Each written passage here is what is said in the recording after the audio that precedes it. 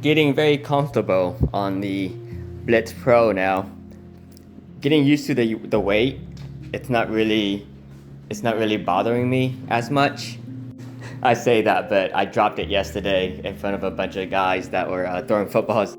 The fact that I'm covering so much ground on this is pretty insane. It took me, I think, like 10 minutes to get to the grocery store today and 10 minutes back.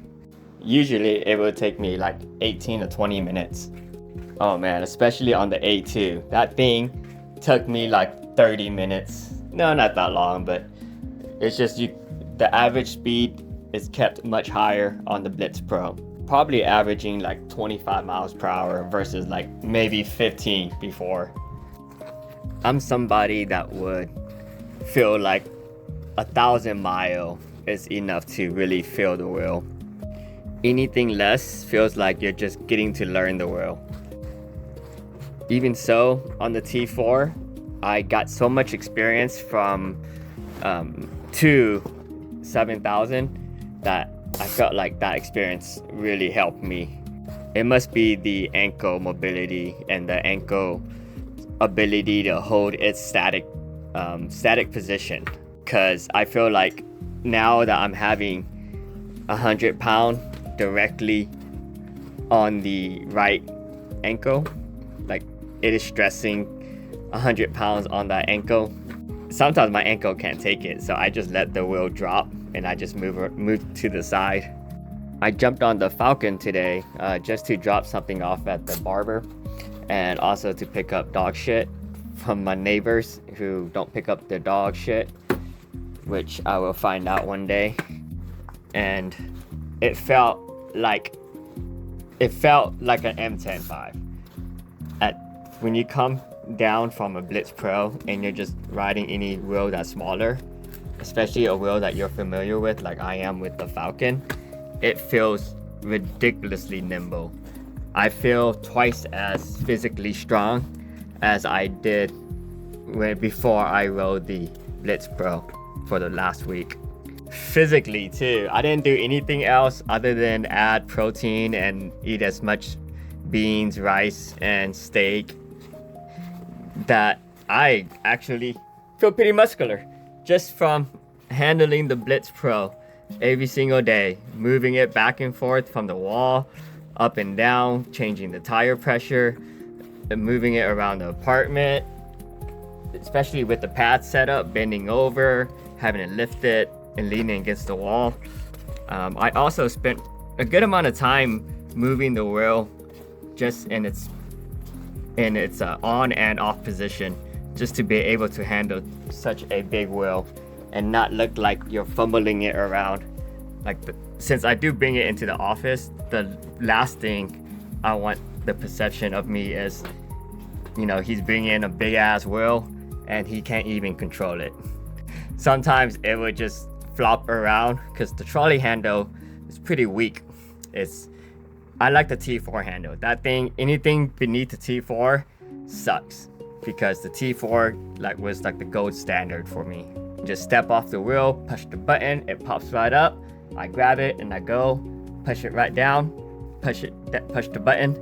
You don't even push the button, you just push the button and push it down. It locks into place and you get going. But this trolley handle, this one, I have a seat too, so I remove the seat and then I lift the trolley handle and I shove the seat into it and it keeps the handle up. So that's pretty good. It helps me move it around. But even then, it's 100 pounds. And doing that made my arm, it was like an arm workout.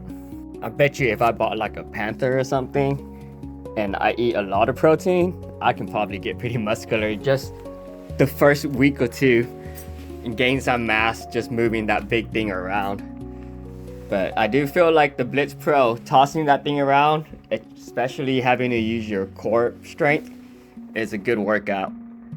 But I'm finally almost not sore. I don't think I'm gonna be not sore for at least a few more weeks. I remember being extremely sore, getting the A2, and then getting the T4, another round of soreness, and then getting the M105.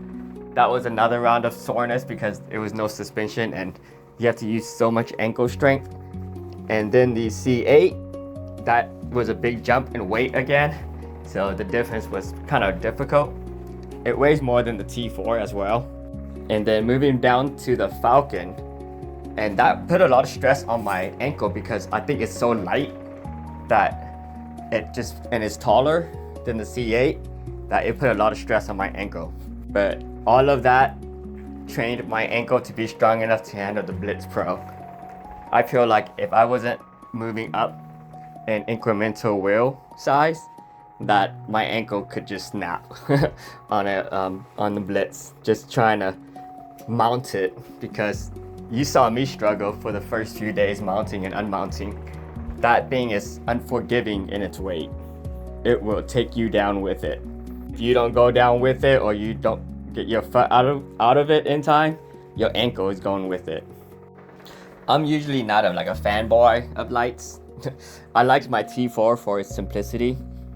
I like the C8 for the lights, but it was also simple, right? It was just a rotating red light around the side, which was really cool. But this one, the rainbow gives it like a unique look to it. And when you're up close, it's really bright, during the day, almost like a torch type bright that stands out very nice. The front blue as well. I know the older versions, maybe not the non-pro, they used to blink when you're leaning, almost like the indicator, but I'm glad they got away with that because I felt like that was too much. That was too much going on. You already have the side top blinking lights that turns yellow and it signals, but you definitely do not need any more in the front, because if you carve like I do, people are gonna get confused. And I feel like most people carve, especially when you go down to a stop, you end up favoring one side. I usually favor the left side, so I'm kind of pointing to the left when I'm stopping. I am almost done customizing my wheel. Added a lot of leather wraps to it, covered some of the holes just to make it look a little bit better. And I think the package looks good. It looks a little Batman-y, right? If Batman had a wheel, he would obviously want to be comfortable on it. He'll want everything on it to blend in and to look good as fuck. So kind of like a little Batmobile. I'd have to say the Blitz looked the best out of every wheel. I think the other wheel that comes close would be the Race, but the Race have a squatted, stunted look to it that I really don't like. And if it had the lights, the RGB rainbow lights, I would honestly buy it. Just because of the mid-coil suspension and it being just a little bit more updated, and the 40 PL 3000 watts. That would be the one I replaced this with. It then put a knobby on this, because I think a knobby would be insanely fun, being able to just go over wet grass, loose gravel, anything, because at the moment I'm super conscious of everything I touch, because I've already almost slid out twice on a muddy and loose surfaces. But I feel pretty good. I haven't fallen off this thing where I hit the ground. I did have my hand on the ground when I got tilted over and had to touch the ground to hold myself up, but other than that, not bad at all. I still have a terabyte of old videos that I need to go through, because I feel like those old videos, they're fun to watch through. If you don't record your own videos and watch it, you forget 99% of everything that happened on the ride, especially the little nuances and the little almost and near misses and all that. So I do recommend recording your first 100 or so miles on a new wheel, because you don't know if it'll cut out or not. Honestly, you should always record. Even on the Insta360, you can do always record for the last 30 minutes or always record for the last 30 seconds. And then in case something happens, you can just have it saved, just in case. Nothing's worse than getting into a little crash and then not knowing how you crashed. I have probably 20 documented little falls with maybe 3 or 4 big crashes that actually hurt me, and if I didn't review it, I wouldn't have known exactly what happened. Okay, that's enough for a 5:40 in the morning rant about my wheel, but just felt like that was a little needed just to get your mind wrapped around what it's like to have a giant wheel being introduced into your life. I love it.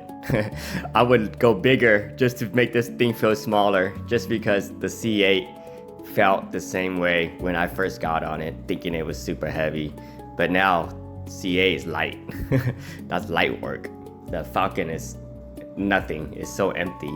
And the M10.5, it's just my feet now. So it's just interesting how relatively easy things become when you move up to something bigger and then go back down.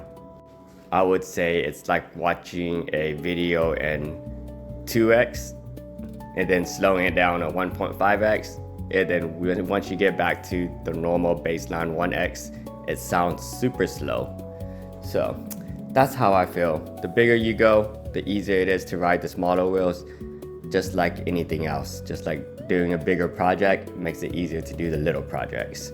You just end up having to do a lot more to meet the level of your challenge, and then you can easily adopt that new baseline at a higher level and be able to just be that much better at what it is, in this case riding an EEC.